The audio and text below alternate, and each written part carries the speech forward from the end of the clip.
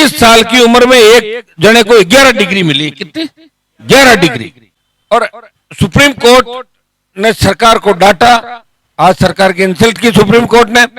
तो supreme court सरकार बार बार क्यों डांट खा रही है, क्यों बेइज्जती करा रही है, क्यों उल्टे मुंह भाग के आ रही है। मैं धन्यवाद दूंगा सबको कि आप लोग पूरी ताकत लगा के इस राजस्थान की सरकार को झुकाने के लिए लगे हुए।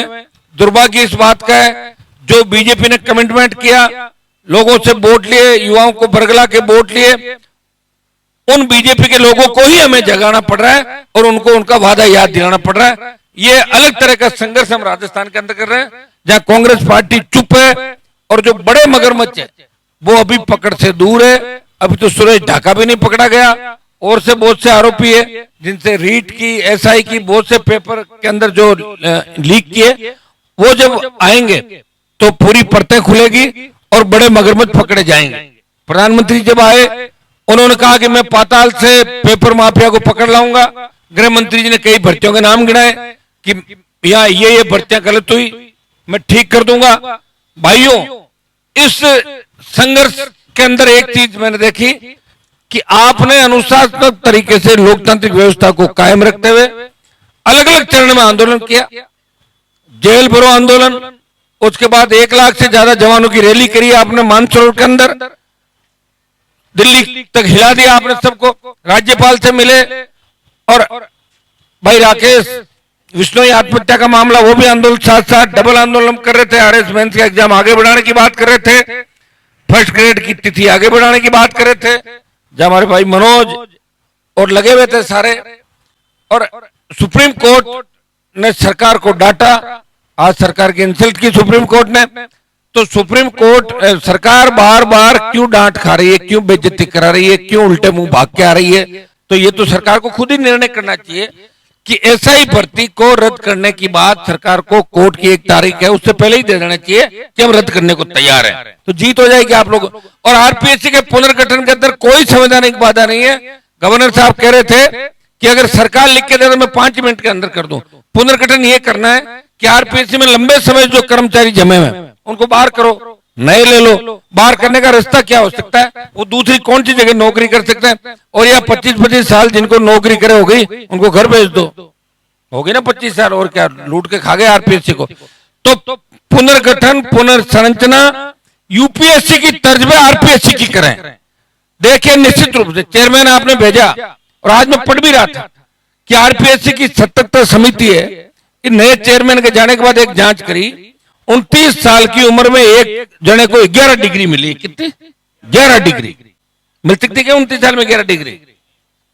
हमने कोशिश की, 2 से ज्यादा नहीं मिली उस समय। 2 ही मुश्किल जब अध्यक्ष थे हम, तो 2, 3, 4 ले सकते थे, खूब अध्यक्ष ले लेके बैठे, 5 में फर्जी डिग्रियां लेके बैठे, लेकिन 2 ही मिली। 29 साल की उम्र में 11 डिग्री। वो आरपीएससी की 77 समिति पहले कहां गई थी? इस चेयरमैन के जाने के बाद उन्होंने जांच करी। अभी गए तो कुछ न कुछ करेंगे, नए व्यक्ति हैं, लेकिन जो नीचे गंदगी पहले पड़ी हुई है, चाहे मेंबर्स हो चाहे पुरानी टीम हो, जब तक उनको बाहर नहीं भगाएंगे, जब तक उनको निकालेंगे नहीं, तब तक राजस्थान के नौजवान का भला नहीं हो सकता। माध्यमिक शिक्षा बोर्ड को आपने देखा, रीट के मामले के अंदर किस तरह फेल्योर हुआ राजस्थान सरकार का सिस्टम। मंत्रियों पर आरोप लगे, उनके ईडी के छापे पड़े, उनके कोचिंग संस्थानों पर छापे पड़े, कई आरएस आरपीएस अपने परिवार से बना लिए कांग्रेस के नेताओं ने। वो शिव सिंह राठौड़ ने बताया, और उनको अगर शिव सिंह जी को गिरफ्तार करके और उनका नार्को टेस्ट कर ले, तो पुराने 2005 से लेके आज तक के चेयरमैन ने कितने अपने रिश्तेदारों को लगाया, कितनी डिवीजन दिलाई, सारी बात सामने आ सकती है। लेकिन एकाध नार्को टेस्ट करके हिम्मत सरकार दिखाए, और सरकार चाहे तो कर सकती है। भजनलाल जी क्यों नहीं कर रहे? लोग तो वैसे भजनलाल जी को हटाना चाहते हैं यहाँ से, ये समझ नहीं पा रहे इस बात को। इनको जिनका विरोध करना उनका तो कर नहीं रहे।